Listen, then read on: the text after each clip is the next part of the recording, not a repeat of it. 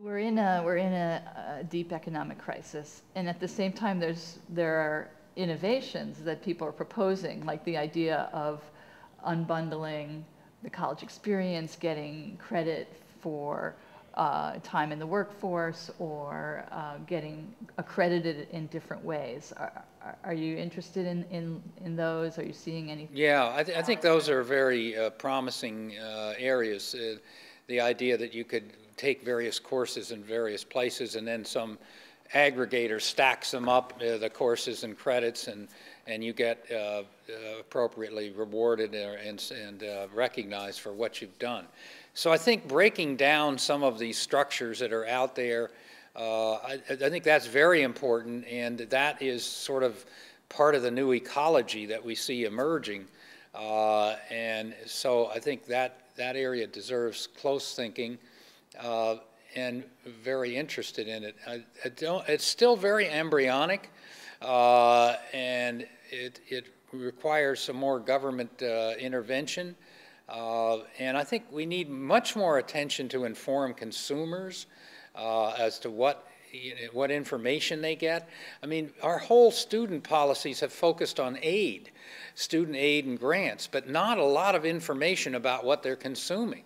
For the first time, I understand that when you go in to get apply for a Pell Grant and you put in a college, it gives you the completion rate of the college that you're intending to enroll in. I mean, that's just the beginning of a start. So I think in addition to the strategy of understanding institutions and their institutional change, we need an aggressive consumer information and choice policy and a much more aggressive effort there. And that we haven't really begun on in a serious way. And who would create that? What agency would take that on? Yeah, I'm not sure it will be government. I think it can be, if you look at K-12 education there and you put in Google greatschools.com, you will find an enormous amount of information. I talk with parents all the time who move around and say, I looked at that.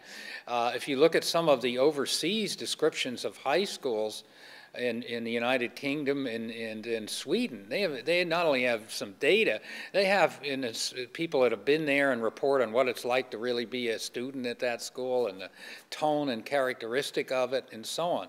So I think that it will maybe, I don't know that it'll come so much from agencies, it'll come from outside in, because that's sort of the way it happened in K-12, and I think that's something we should carefully look at.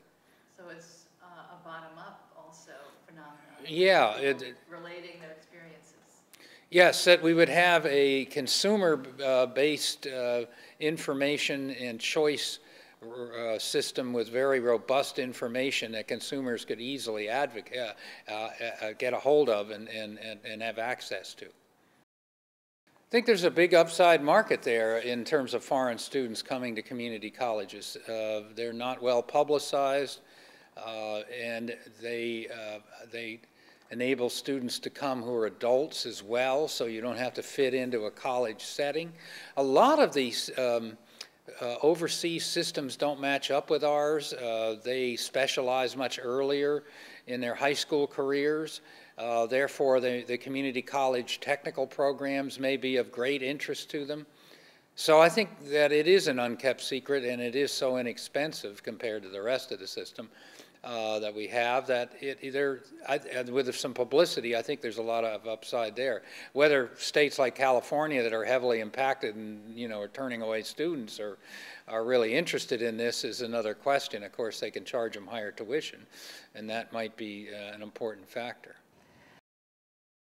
Well, we're looking, of course, like a lot of people are, at the fact that the career technical programs, if they have clear structured courses and give students a lot of cohesion around which they can plan their program, give them very clear signals as to what they have to take, those are promising. And like a lot of people, we're very intrigued with the better for-profit schools that are very heavy on pathways that are very explicit, and then a lot of counseling to help you in those pathways.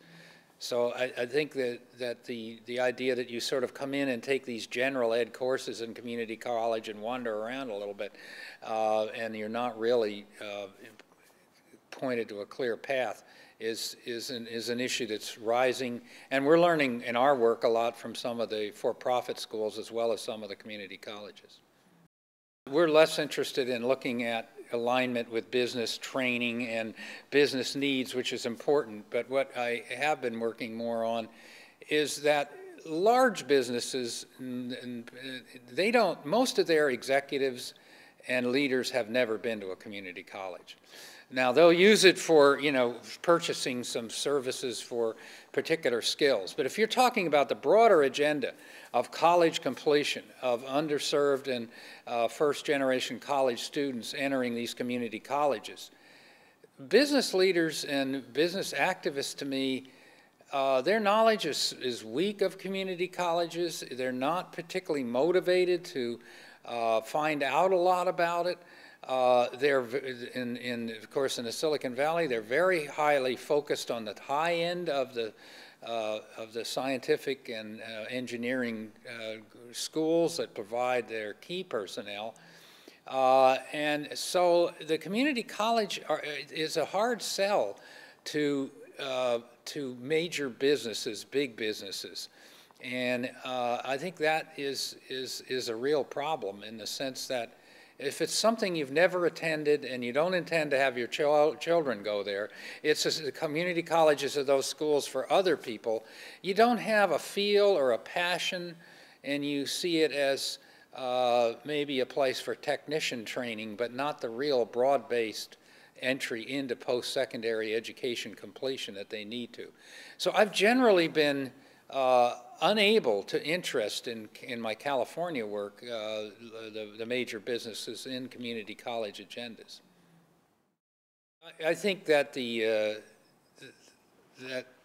we need to look at much bigger and more powerful performance incentives. I mean, the incentives we've tried have been marginal, small amounts of money. We really haven't tried anything that is, I think, very large scale. If you go back to K through 12, I mean, their incentives under No Child Left Behind, failing schools, corrective action. I don't mean we should go that route. That's not appropriate for post-secondary education. But there have been a series of big scale and big impact incentives tried in K-12. And I think we need to think bigger and bolder about some of these incentive systems in post-secondary. So California, just to go back to California, hasn't necessarily embraced performance funding. Have you seen successes that in other states, perhaps? That no, I think performance funding is a work in progress, and I think it's my example of trial and error. That since people, you know, don't understand exactly how the institutions react to things, and it's hard to predict. Therefore, well, we'll try this, we'll try that, and it's very much experimental to me. And what works in certain contexts may not be highly transferable. So if something works in Washington State or Tennessee, whether that can be portable to California, that's a very open question. So you have basically not bunches of states trying out the same thing in different contexts. You have a state doing this, state doing something different, and so I'm really in the watching and waiting mode on how to design these performance incentives in terms of completion.